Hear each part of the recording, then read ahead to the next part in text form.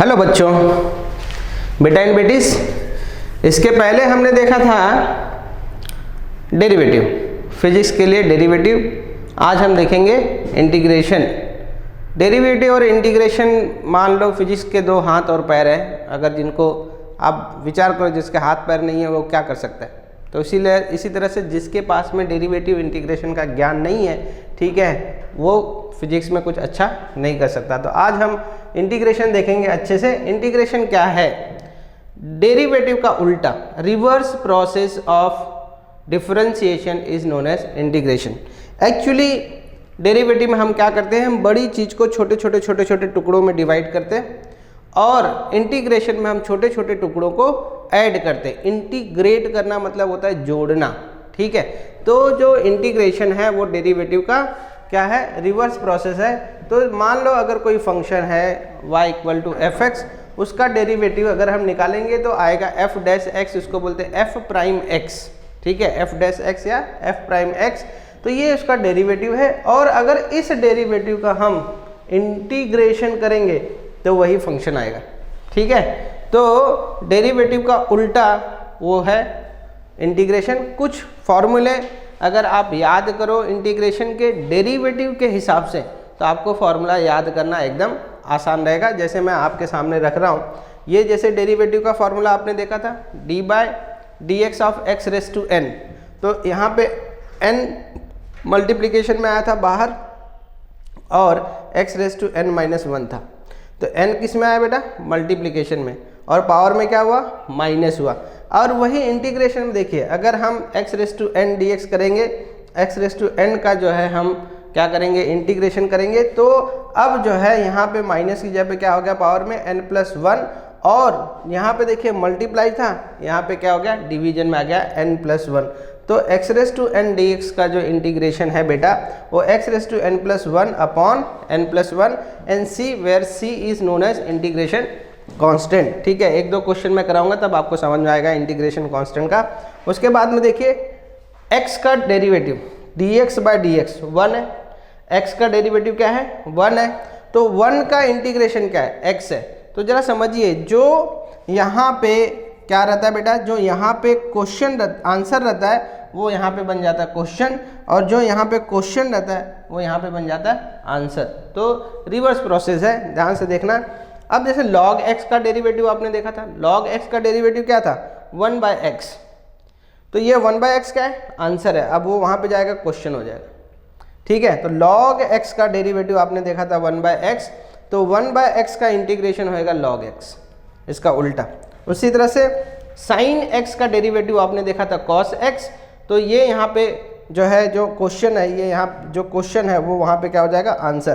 तो d by D x of sine x जो है cos x है, तो इंटीग्रेशन ऑफ cos x जो हो जाएगा sin x प्लस c। उसी तरह से यहाँ पे देखिए डेरिवेटिव ऑफ cos x क्या था, माइनस sin x, तो इंटीग्रेशन ऑफ sin x क्या हो जाएगा, minus cos x। Integration of sin x क्या हो जाएगा, minus cos x plus c। अब देखिए derivative of tan x, derivative of tan x क्या था, ठीक है, sec स्क्वायर x। तो integration of sec square x क्या हो जाएगा, tan x। Integration of sec square x क्या हो गया, tan x, ठीक है। डेरिवेटिव ऑफ cot x क्या था बेटा, डेरिवेटिव ऑफ cot x था minus cosec square x।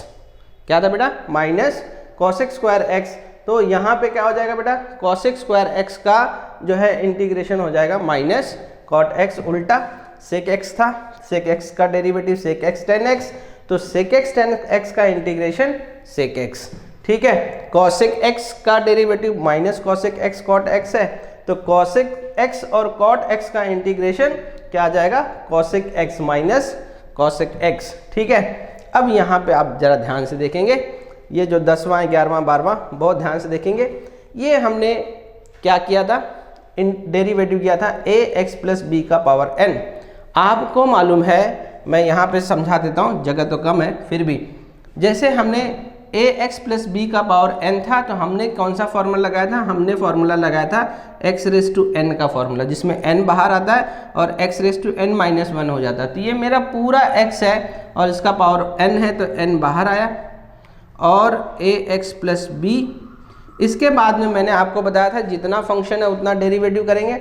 n के फंक्शन का डेरिवेटिव कर दिया, फिर अंदर ब्रैकेट का भी डेरिवेटिव करेंगे, ब्रैकेट के डेरिवेटिव करेंगे, ax का क्या आएगा, ax का a बाहर आएगा, dx से dx कैंसिल, तो यहाँ पे a बचेगा, वो b प्योर कांस्टेंट है उसका 0, तो मतलब इसका जो डेरिवेटिव आएगा ब्रैकेट का ax प्लस b का, उसका डेरिवेटिव आया a, तो उसको जो इसका अंदर का डेरिवेटिव आया था हमने उसको क्या किया था, मल्टीप्लाई कर दिया था। तो देखिए क्या हमारा आया जो है फॉर्मूला, जो है n ax प्लस b का पावर n माइनस 1 इंटू इसका जो भी डेरिवेटिव रहेगा उसकी वैल्यू इंटू में कर देंगे। लेकिन यहाँ पे उल्टा है, यहाँ पे हम x रेस टू n के इंटीग्रेशन का फॉर्मूला लगाते क्या, x raise to n plus 1 upon n plus 1, ठीक है। तो ये हमारा पूरा का पूरा इसे x मान लो, तो ये है ax, ये पूरा x आ गया, मतलब ax प्लस b पावर जो है n plus 1 upon n plus 1, इतना तो समझा। फिर ये जो ब्रैकेट है बेटा, इस ब्रैकेट का क्या करेंगे, इस ब्रैकेट का करेंगे डेरिवेटिव। तो इसका डेरिवेटिव मैंने पहले ही बताया, ax प्लस b का डेरिवेटिव क्या आएगा बेटा, वो आएगा a। हमने डेरिवेटिव में क्या किया था, a का मल्टीप्लाई किया था, इंटीग्रेशन में हम उल्टा करेंगे, a से डिवाइड कर देंगे, ठीक है। क्या कर देंगे, a से डिवाइड। तो जो प्रोसेस डेरिवेटिव में होता है उसका उल्टा प्रोसेस वहाँ पे होता है। इसी तरह से log ax प्लस b, आपको मालूम है log x का क्या होता है, 1/x, डेरिवेटिव क्या होता है log x का 1/x, तो ये पूरे को x अगर मान ले तो ये log का क्या वैल्यू आएगी 1/this, और फिर इसका डेरिवेटिव करेंगे, इसका डेरिवेटिव करेंगे तो उसका आंसर आएगा a, और उस a का हम यहाँ पे क्या करेंगे, मल्टीप्लाई करेंगे। लेकिन यहाँ पे क्या हो जाएगा, यहाँ पे 1/x का क्या हो जाएगा, log ax प्लस b आ गया, 1/x का जो यहाँ पे 1/x है ये आंसर है, तो ये यहाँ पे बन जाएगा क्वेश्चन, और ये क्या है बेटा, क्वेश्चन है, तो ये यहाँ बन जाएगा आंसर।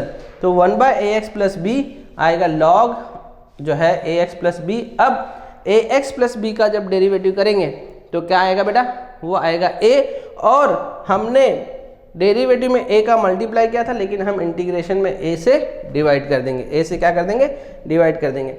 अब देखिए derivative of e raise to x है, तो integration of e raise to x भी e रेस टू x रहेगा। Derivative of a raise to x है, a raise to x log a, तो integration of a raise to x जो रहेगा, a raise to x तो रहेगा, लेकिन log a जो यहाँ मल्टीप्लाई था वो अब यहाँ पे किस में आ जाएगा, डिवीजन में, रिवर्स प्रोसेस में। एंड लास्ट फॉर्मूला, अगर 2-3 टर्म दिया है, 2-3 टर्म में हमको डेरिवेटिव लगाना है, तो हर एक टर्म में डेरिवेटिव लगता है, u du by D X plus या minus D V by D X, आगे भी कोई हो वैल्यू w हो तो plus minus D W by D X, जितने टर्म रहेंगे हर एक टर्म को ब्रैकेट को खोल के हर एक टर्म में हम क्या लगा देते, जो है डेरिवेटिव। उसी तरह से इंटीग्रेशन में भी हम करते हैं, अगर ब्रैकेट में ढेर सारे टर्म्स हैं तो ब्रैकेट खोल के हर एक टर्म में इंडिविजुअल क्या कर देंगे, इंटीग्रेशन लगा देंगे, ठीक है। तो ये इंटीग्रेशन के कुछ फॉर्मूला, हमने फार्मूला तो देख लिए, अब कुछ एग्जांपल देख के इंटीग्रेशन को समझने की कोशिश करते हैं। एक ये एग्जांपल मैंने लिखा है 6x plus 5x square minus 2x cube plus 1/x square. देखिए इसको जो है सॉल्व कैसे करते हैं, ये जो भी दिया रहता है इसको पहले इंटीग्रेशन के अंदर में लो, ठीक है, ब्रैकेट लगाओ, 6x plus 5x square minus 2x cube plus 1/x square, और ब्रैकेट क्लोज करके यहाँ पे dx लगा दो। अब ब्रैकेट ओपन होगा और हर एक टर्म में इंटीग्रेशन लगेगा। ब्रैकेट ओपन हुआ, ये इंटीग्रेशन 6x और dx यहाँ मल्टीप्लाई होगा, 6x dx हुआ, प्लस ये इंटीग्रेशन जो है दूसरा इंटीग्रेशन यहाँ लगेगा 5x स्क्वायर dx, फिर माइनस है तो माइनस लगा के तीसरा इंटीग्रेशन यहाँ लगेगा 2x क्यूब dx, प्लस जो है यहाँ पे इंटीग्रेशन लगेगा 1/x स्क्वायर dx। समझे?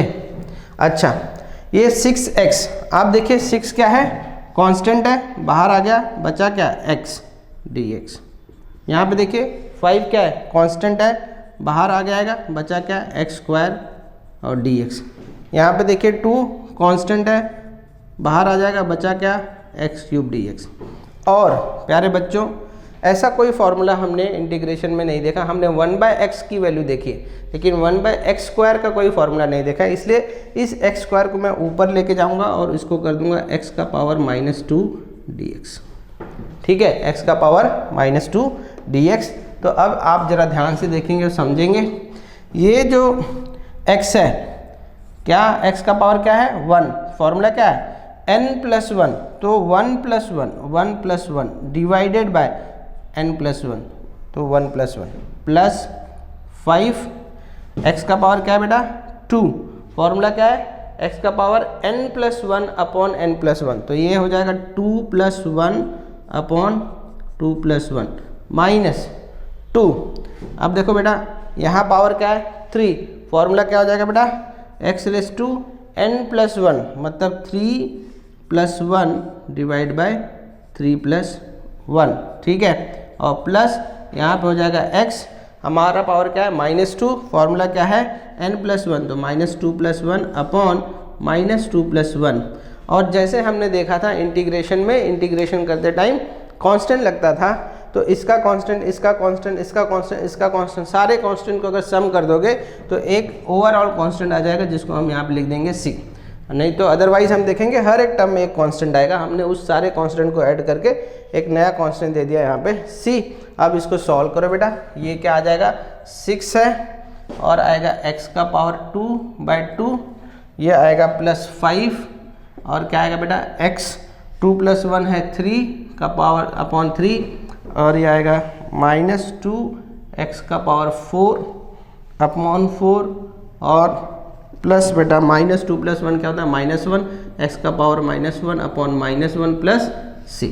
ये आ गया, इसको अच्छे से लिख सकते हैं। देखिए 3 से 2 से कैंसिल हुआ, क्या बचा 3, ठीक है 3x², यहाँ पे आया बेटा 5/3 x³, यहाँ 2 से 4 कैंसिल हुआ तो 1 - x²/2 और ये माइनस है तो यहाँ मल्टीप्लाई होकर माइनस हो जाएगा बेटा। और ये x⁻⁻1 जो ऊपर है, अगर मैं उसको नीचे ले लूँ तो ये हो जाएगा x और प्लस c, ये आपका आंसर है, ठीक है। Okay 3x² plus 5x³ 5/3x³ minus x²/2 minus 1/x plus c जो है ये आपका आंसर है, ठीक है।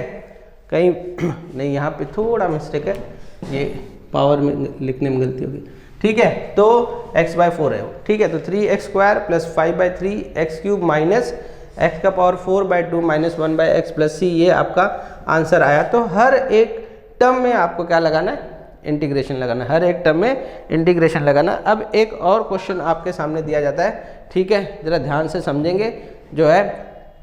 अब क्या आ जाएगा क्वेश्चन, मान लो integration of ax² plus b दिया है dx, तो क्या होगा ओपन होगा और क्या है बेटा ax² dx plus b dx, जहाँ पे a और b क्या है कांस्टेंट है। a और b अगर कांस्टेंट है तो ये आ जाएगा बेटा a बाहर आ गया x² dx प्लस b बाहर आ गया dx।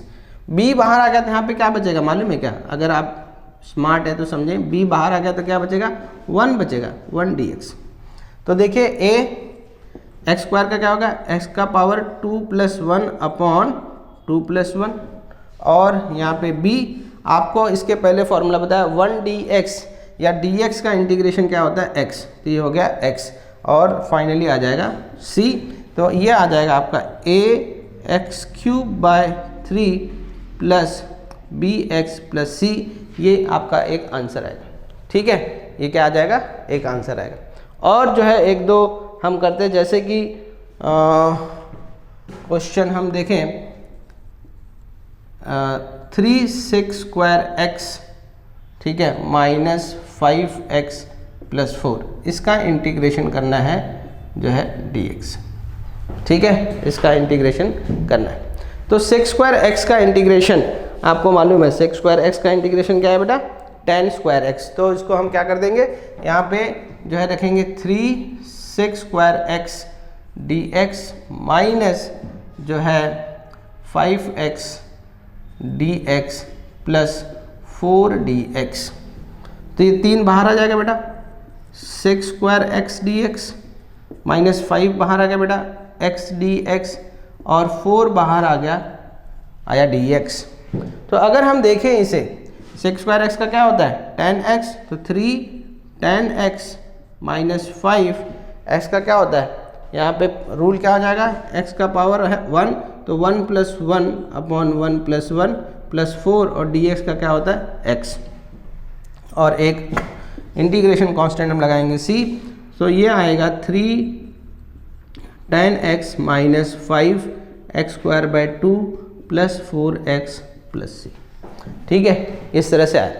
तो इस तरह से आप जो है इंटीग्रेशन कर सकते हो। अब इंटीग्रेशन में और एक टाइप है जिसको हम बोलते हैं डेफिनेट इंटीग्रल, जिसमें हम लिमिट लगाते हैं।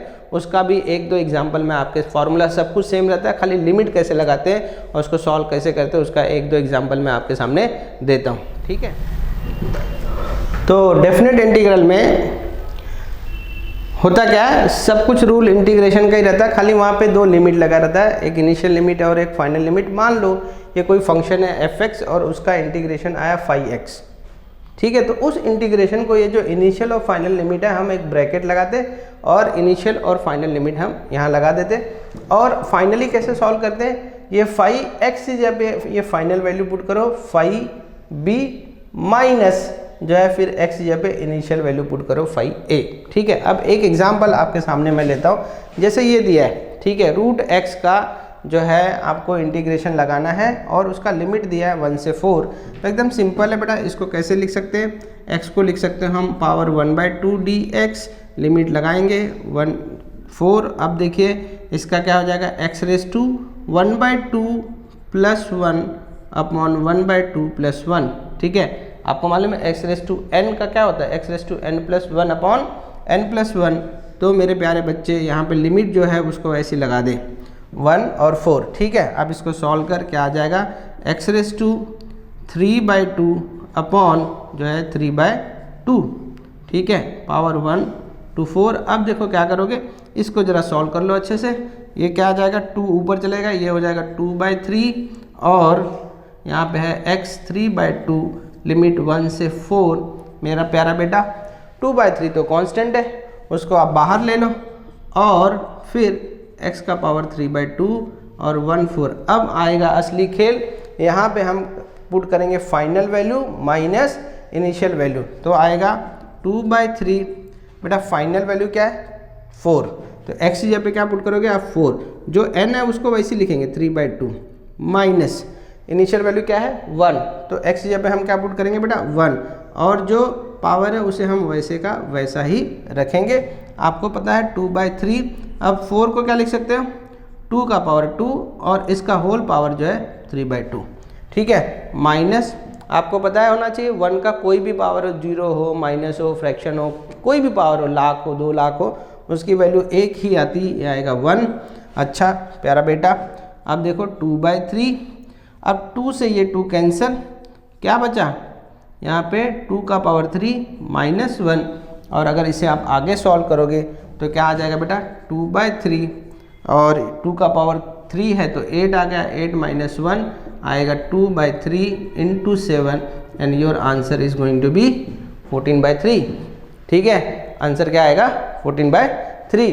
तो इस तरह से लिमिट के क्वेश्चन रहते हैं। एक और क्वेश्चन मैं आपके सामने रखता हूँ, जैसे नया एग्जाम्पल देखो जो है t² + 1 dt का, अब ब्रैकेट में है, ब्रैकेट को हम ओपन करेंगे और हर एक टर्म में जो है क्या लग जाएगा इंटीग्रेशन, पहले t² dt, इसमें इंटीग्रेशन लगा, प्लस 1 का इंटीग्रेशन 1 dt, और ये 0 से 4 और ये आएगा 0 से 4, लिमिट लगा दिया।